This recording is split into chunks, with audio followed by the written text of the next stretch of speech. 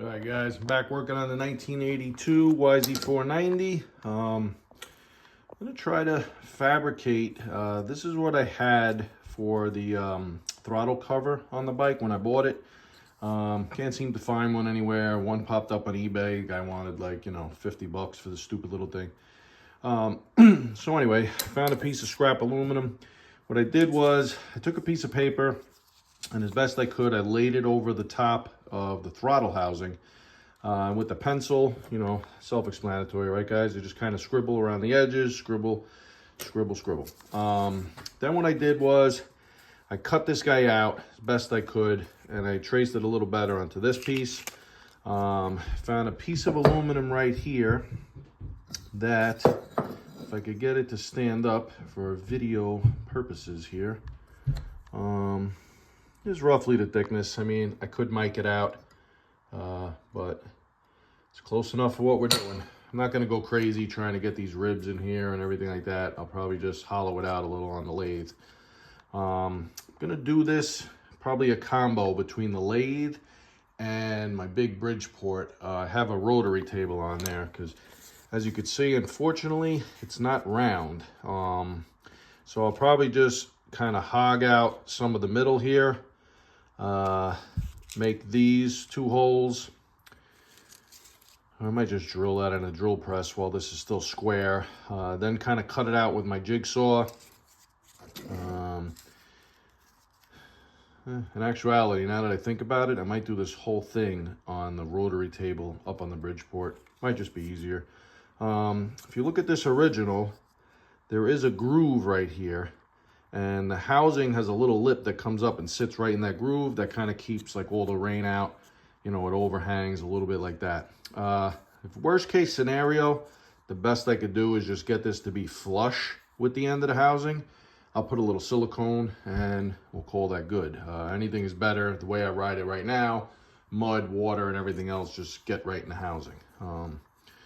So anyway, let me see. I'm going to trace this onto this paper. Of course, there are 4 holes in the scrap piece, but it seems to fit right in the middle. Just going to trace it out. Then I'll kind of center punch through the paper to set my center. I'll drill that. And then I might have to make, 10,000 side projects you always need when you do these things, guys. I'm probably going to have to make a reducer with a bolt to fit on the top of the rotary table. We'll bolt this down and then I'll show you how we kind of crank the hand wheel, spin that around, and we'll mill it out. I traced it out with the pencil, kind of held it in place as best I could. And then I'm going to take the automatic center puncher. Hopefully I can do this while I show you guys without moving the paper. All right, yeah, can't do it. I'm going to put the phone down, use 2 hands to hold this as steady as I can, one to hold the paper, and one to set the center, and then I'm going to start cutting it out. All right, so I busted out the old Rockwell jigsaw, guys. I got this thing running a while back. Just had to put a new power cord and get some new blades. This does have a new blade in here now. Very dainty, these little guys, though. I'm going to try my best to cut this with this blade, but I'm not sure how it's going to make out. I'm gonna try to use some WD-40 for some lube. Give you guys a quick shot of the machine here. I'll run it for you. Well, at the point, just gonna try to follow the line. I'm not gonna go right on it. I'm gonna give myself a little room. This way I can mill it to an exact circle, minus this corner here where it's sort of like a triangle.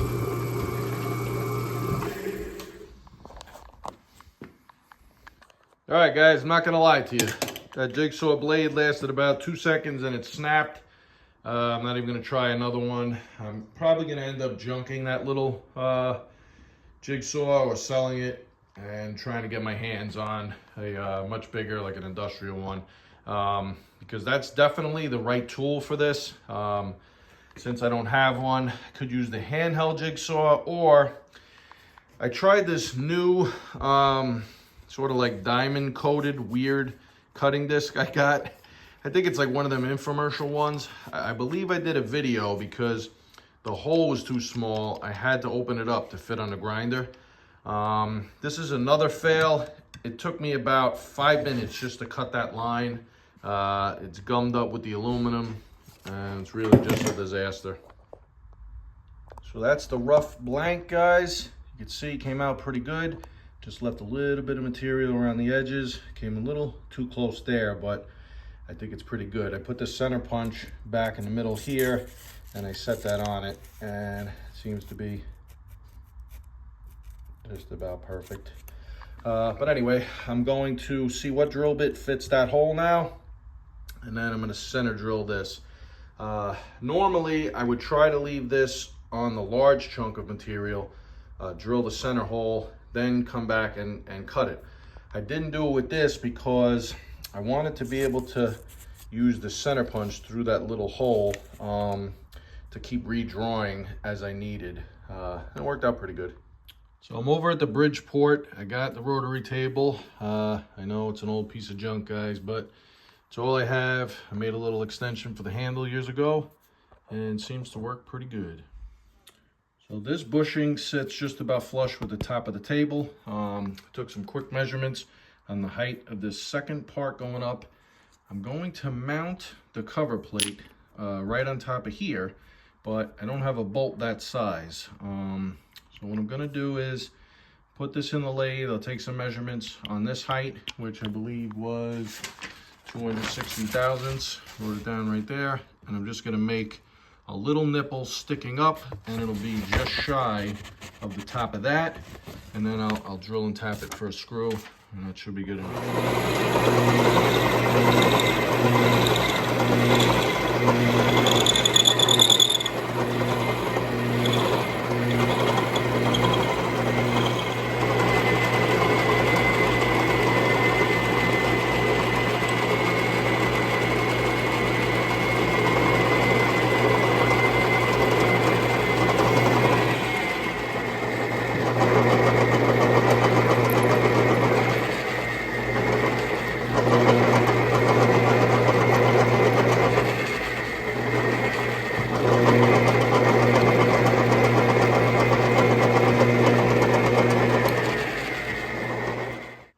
So I put the adapter in here. Unfortunately, my phone died and I didn't want to wait. So what I had to do is I just weld a little stopper onto this piece right here to keep it from turning.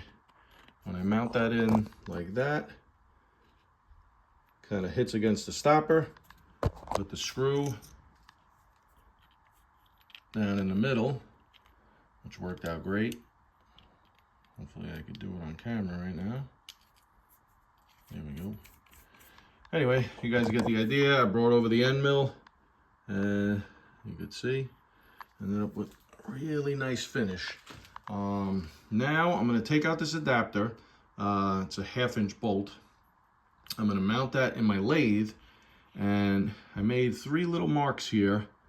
I kind of try to space out as evenly as I could, and I'm going to take a 45-degree, pointed cutter on the lathe, and I'm just going to make 3 little grooves, kind of give it like a little type of design. Actually, I'll probably face this in the lathe first. No, that won't work. I'll make my groove marks first, face it, and then bring the grooves to final depth. Something like that. You guys get the idea. All right, so here's the setup in the lathe. I mounted it on the 1/2-inch adapter, like I said. Just grabbed a quick cutter, sort of like a 90-degree, 45-degree. No, actually, that's a little past 90. Yeah, whatever. So I'm gonna mark it. I got the 3 marks there. Hopefully you guys could see. I'm gonna spin it and just get 3 marks going across. I'm not gonna make my V's yet. I want to try to face this, see what it looks like, and then I'm gonna come in and make the grooves.